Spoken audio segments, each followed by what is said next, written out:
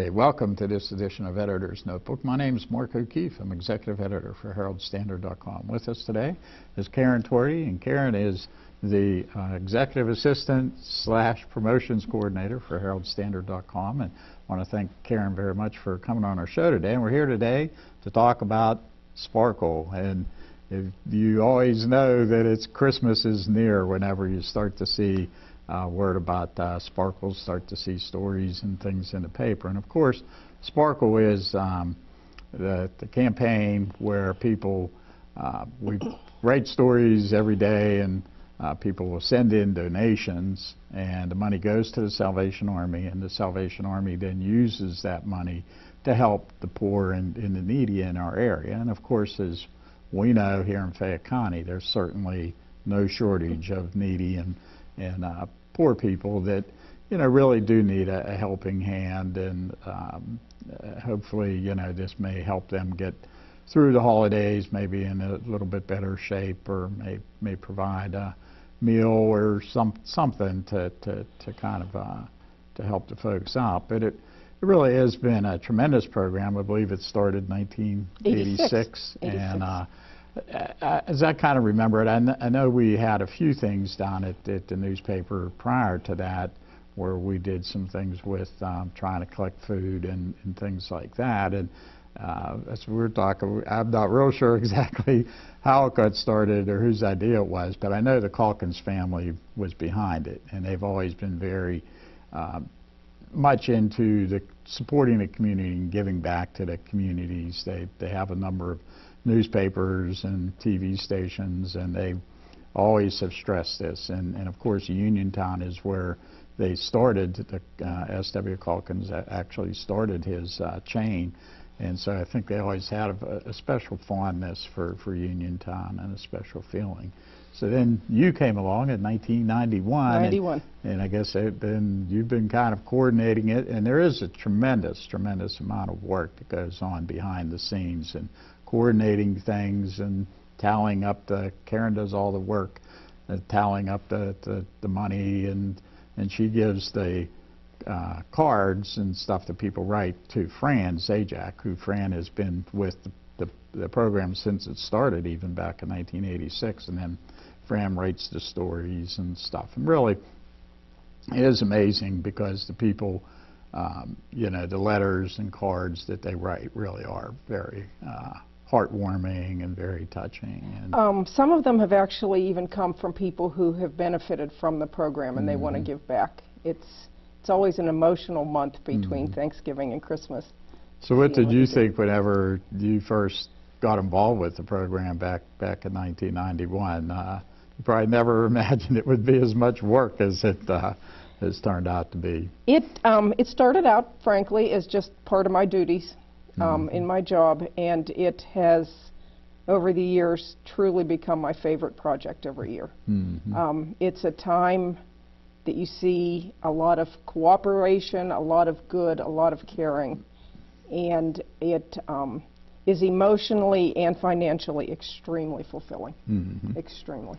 Because basically you coordinate with all the different, you know, schools, and a lot of schools do all kind of different types of fundraising, and anybody that has any questions, I know you answer them. You take probably a number of phone calls during that month. But actually, it'll start the Thanksgiving kickoff Day. on Thanksgiving Day. That's been our traditional start, and it'll run through right before Christmas. We try to put the total in Christmas Eve edition of the Herald Standard.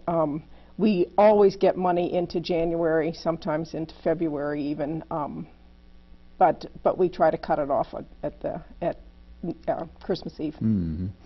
And the big thing is, this year we're going to hit the magic number. At least we're pretty sure. Yeah, we should hit $1 million this year in our combined history, which is pretty phenomenal, I think, for our area. Right. We tend to average, for the last 5 or 6 years probably, close to 50,000. So we need about 22,000 to hit our $1 million mark.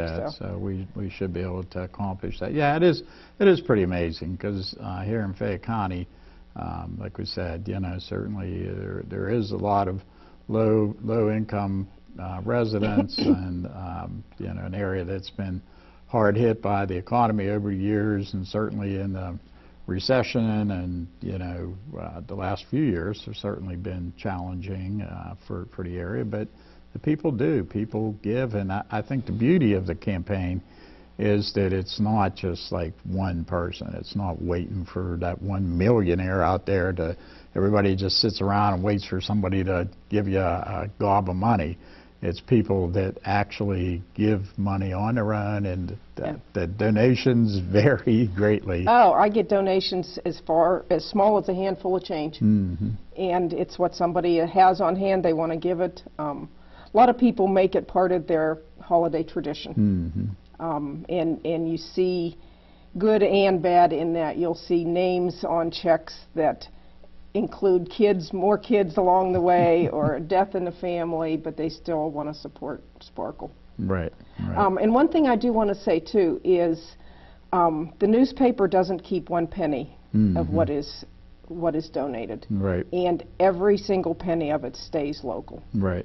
Which is also one of the beauties, I think, of the program. Well, and part of it is that because the Salvation Army has different kind of chapters, I guess, or units, I think they're called, in all kind of towns. Right. And so you can designate, so say you live in Connellsville, well, you want that money to go to people who live in Connellsville. So you can designate that, right? Absolutely. If a donation comes from a given place, it automatically goes back to that place, unless it's designated otherwise. Mm-hmm. And we do have a number of consistent donors who have moved out of the area, and they will still designate to their hometown. Right. And yeah, and it varies from year to year. Different communities get more different years. It just no counting on how it'll happen. Yeah. And the Salvation Army has been a very good partner with the Herald Standard over the years, and absolutely. I know you've kind of been involved with the Salvation Army, and I'm sure they certainly appreciate the money, and they use it well. Yeah, they use it well. They first off fund their Christmas programming, and if there is excess, then they use it throughout the year as necessary. Mm-hmm. So. And pretty much, there's probably very low overhead costs on the Salvation Army too. I mean, all the money pretty much goes into the program, like you said, with the Herald Standard. Yeah, we don't take any money for overhead or whatever. You're paid strictly by the Herald Standard. And there are rumors out there every year that we keep a hefty percentage of it, and I am quick to always dispel that, because it's just not true. Yeah, that's just so much so that even, for example, if a donation comes in, say from a group of little kids who have collected, and they write down a total and it's off, I'll make up the difference just so they know that their total was what they thought it was. Right. So right. Yeah, we will not keep a penny of it. Right. Yeah, I think that basically the Herald Standard looks at it as a community service and something that we're trying to give back, and certainly the time that you put into the program and the time that Fran puts into the program is we consider that our donation in a sense. And certainly, the attention that we're able to give it, the publicity, and the putting all the names in the paper and stuff, certainly you would think that plays a major role in the success of the program. It's having the names in the paper is also a real nice opportunity to memorialize or honor someone. Mm-hmm. A number of organizations, in fact, will honor one of their employees or a special person that they're involved with as a gift in their name. Mm-hmm. And people, the givers and the recipient of the honor are always real pleased. It's a special way. Right. Yeah. Well, one of the things I've always been amazed, and I've lived in Fayette County now for 30 years, and despite the the economy not being so great here, the one thing is the people do respond, and people do give, and people are very charitable, and people are always willing to help out their neighbors who are less fortunate. And I Yes. pretty much sure you probably have seen that same thing, particularly with this campaign. And often with the campaign itself, they're very careful not to let anybody lose any dignity in the way they give, which is something I've come to really respect. Yeah. Yeah. So, yeah, it is. It's a tremendous program, and it's hard to believe $1 million. I mean, when you think about that, that's really something coming from the people here. And what is it? I guess it's like 26 years. This will be our 27th 27th campaign. year. Yeah. Yeah, so that's a lot of money. Yeah. Generated. Yeah. Figure a lot of $5 and a lot of probably dollar bills. Oh yeah. Yeah. So. Yeah, I have one giver I get $2 from every year. Every year. And I can count on it. I know the date it'll come and everything. It's remarkable. Yeah. Okay, we're going to take a break right now. Stay tuned. We'll be right back.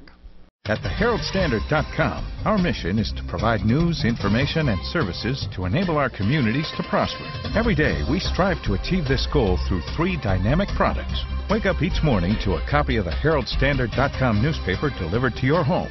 Enjoy the e-edition and exact replica of our print product on your computer, tablet, or smartphone. Or secure unlimited access to our full-coverage digital news site online at heraldstandard.com. One local news leader. 3 great options.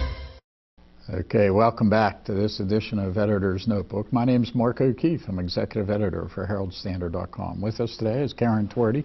Karen is the Executive Assistant Promotions Coordinator. Got that right? You got it right. For the Herald Standard, and we want to thank Karen very much for coming on our show today. And Karen is here today to talk about the Sparkle campaign, which is kind of the Herald Standard's signature community service program. It is. And it's very simple. I think that's what's great about it too. You know, people simply, they send us money to the Herald Standard. A lot of times they send a card or note or whatever, and then we gather the money, we write stories, we have a goal every year, and then we write how far along we are to the goal and hitting the goal. And the letters are really, a lot of times, really very much heartfelt. I know you take a look, you see all the letters as they come in, you tabulate the money and yes. and everything, you know. Yeah, the letters are amazing every year. They are full of emotion and kindness and thoughtfulness and gratefulness even to the newspaper. Thank you for giving us an opportunity to help an organization that does so much. Right, right.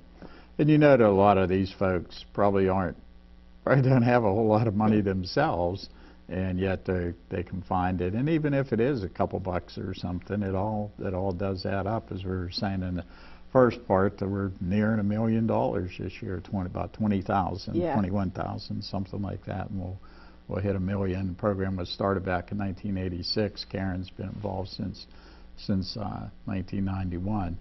And there's all different types of donors and all different types of people involved in the program. But I think one of the really, really neat things about it, and again, I'm not real sure exactly when their involvement grew, but the Albert Gallatin School District, the teachers, I think they have something with pretty much all their grades and stuff. And we do get a lot of money from a lot of school districts in Fayette County, and a lot of schools and a lot of classes, and it's great to see the kids involved in programs such as these.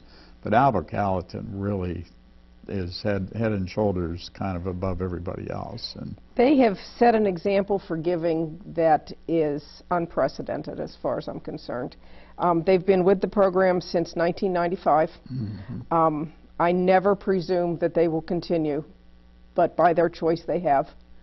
And a couple years ago, they sent in almost $19,000. Yeah, that's a huge amount of money.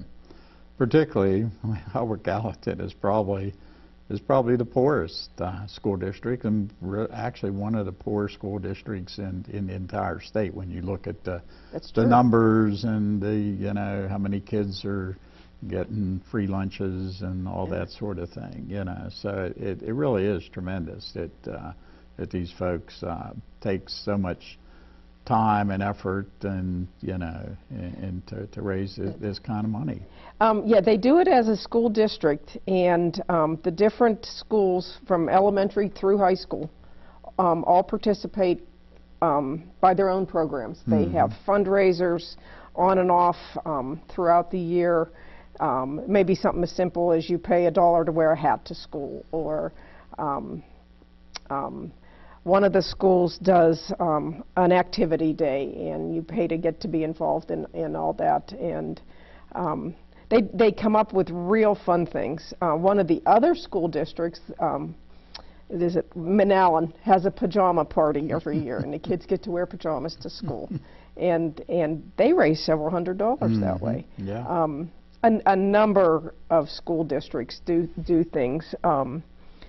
Beyond the school districts, there are a number of churches who do things. A lot of civic organizations will do things.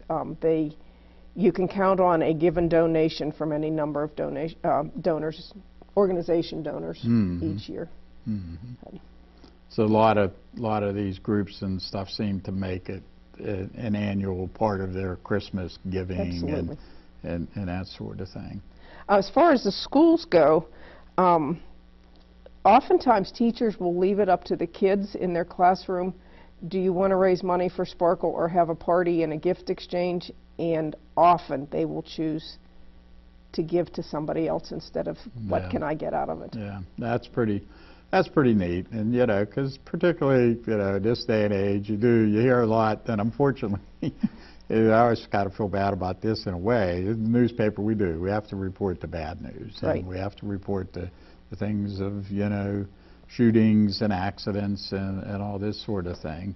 But we do know that there is a lot of good going on here in Fayette County, and there's a lot of good people. Unfortunately, it's not so kind of readily available a lot of times with things, like we know we can go to the courthouse and we can pick up the sentencings, or we can go to the police and we can pick up the blotter and stuff. Unfortunately, there's no place where you can go to pick up the names of the good people or who did good things that day or whatever. And we really rely on people to let us know when things like that are happening. But this is certainly an opportunity, a good opportunity to show that there are good things happening out there in the community. And like you say, a lot of times too, in this day and age, you hear about kids doing bad things, or kids aren't, kids are spoiled and whatever. But then you hear about kids where they're foregoing a Christmas party or something to give money to Sparkle. Yeah. The teachers are given good guidance, but a lot of the decisions are made by the kids to let's help somebody else. Yeah. What do you think maybe makes somewhat of a difference with Albert Gallatin? Is it the people and maybe some of the teachers involved in the program, or? Part of it is a mystery to me, to be real honest. I don't know exactly why they have embraced Sparkle the way they have. I know we're not the only project they do, which astounds me even more. Yeah. But they have come alongside Sparkle, and when they bring the donation over every year, they are jubilant, and I cry every time they bring it in because they outdo themselves every year. Yeah. And they just honestly seem pleased to be able to give. Yeah. It's very organized, Mm-hmm. And I certainly don't envy the teachers and staff who have come to do that, but they're remarkable. Yeah. Well, one of the other neat things about it too is it's always kind of towards the end. Yeah. So we're always kind of and you're always kind of hoping, that we're going to hit the goal that year. And I think usually the vast majority of years we have, although there probably have been a couple of years where, maybe with the economy, whatever. But, but then you always can count on Albert Gallatin, and it's like, well, how much are they gonna put us over or get us closer to that goal? And and they don't bring it in to do the dramatic climax. They bring it in then because that is the last possible second they can raise money for us.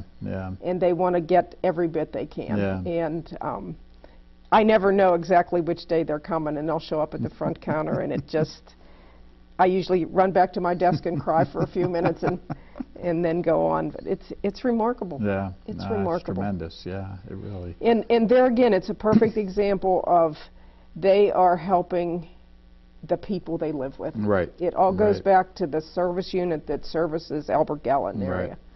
Yeah, that's what we said in the first part. We were talking about the different, in Salvation Army. Do you know how many units they have in?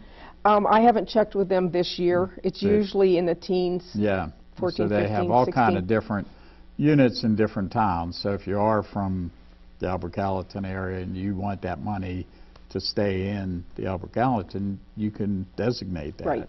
And in fact, the money will go there unless you Designate otherwise. Unless you designate otherwise. Right. And like Right. we said, all the money goes into the program. The Herald Standard keeps none of it for overhead, so it's one of the programs one of the simplest and easiest programs that that is out there. If you Yeah. want to help your neighbor, here is the perfect program, Right. because the money will go to the Salvation Army, which then does give it to the poor and needy in those particular areas. We've had a number of businesses who may be located in a particular town in our area, but they will say, please split our donation through all of Fayette County. Mhm. So that waters down on the one hand the impact for any given area, but at least they touch the area. Right. As an example, we have had support from Walmart in the past, and they would always say, our support comes from the entire area, so please spread our donation spread it around, around. which is a nice Sure. give back Yeah. to the community. Definitely, yeah. Yeah. If you want to see everybody, the entire community, can benefit from things like that. So you have people giving, and I do think that is one of the really neat things about the program is it is people. It's a real grassroots at its most basic level. So you can have individuals giving money. You can have schools, you can have kids, teachers, you can have businesses, Right. you can have churches, Yeah. community groups. It's really pretty much open to everybody, and I imagine you probably have seen just about every type of donation Yeah. that you can possibly think of. We actually had a dentist's office one year who, in the interest of good dental health, bought back Halloween candy from their patients. So the kids would bring in candy that they had been given, and the dentistry would reward them for that, and then they gave all that money that they collected to Sparkle yeah, that year. Yeah, so that's pretty neat, yeah. yeah. So it's really up to, whatever kind of creativity that people can think of, and Absolutely. probably a lot of people do have, maybe a Christmas party, and as part of that they would, Yep. give a portion of the proceeds or whatever. A lot of the donations are in memory of someone. Right, and what better way to give in memory of somebody, particularly a loved one or somebody who maybe you just know that they would feel for this type of program and want to help somebody. Yeah. So Salvation Army does so much good all through the year, and I think they're noticed the most at Christmas time because you see the bells and the collection boxes, the drive. kettle, Yeah. and that it's a real honor to be part of that. Mhm. They look for ways to help people, and this is something they can count on now every year. Right. Yeah. So that has to be a big thing for them. And like we said, I mean, Salvation Army, they have very low overhead and that sort of thing, and just a tremendous group that we're very fortunate to have partnered with Right. throughout all the years. And like you say, I think now it is something that they can know that they're going to have, and something they can plan on, and something they can look forward to helping. And they do. Yeah. They do. Yeah. It has been a personal honor to be part of it. I know it's my job, but honestly, Mark, it is without a doubt an enormous part of my Christmas tradition now, personally. And anybody at the Herald Standard knows the work and the love that you really have for the program. I do. But there is a lot of work involved in this thing, and answering phone calls and helping and coordinating, and it really wouldn't be the same without you. There's no doubt about that. I thank you for that. I thank Fran Zajac so much every year. you know, she makes sure the names are spelled right and gets them all in, and if one happens to get skipped, then it's usually my fault if it does. She gets it in the next day, and she checks the totals to make sure my math is right, and I'd be lost without her. Yeah, she does. She does a very good job, and you could tell her heart's in it, too. I mean, you could have somebody just kind of writing, but, you know, she really does take a lot of time and care and dedication. And of course, really what makes it, though, is the notes and cards and stuff, you know. So we're going to look forward to another great year, and invite anybody out there in the community, any individuals, groups, you know, churches, community organizations, schools, whatever, to get involved, you know. And any questions, give a call. Yeah. You want to give your number? Absolutely. 724-439-7518. Any time of the day. There you go. There you got it. So if you need any help or wondering, you know, there you go. So that's going to wrap up our show for today. Once again, I want to thank Karen Torty, Executive Assistant Promotions Coordinator for the Herald Standard, who's also the coordinator of the Sparkle program. Thank you. I want to thank you for watching. My name is Mark O'Keefe. I'm Executive Editor for HeraldStandard.com. We'll see you later.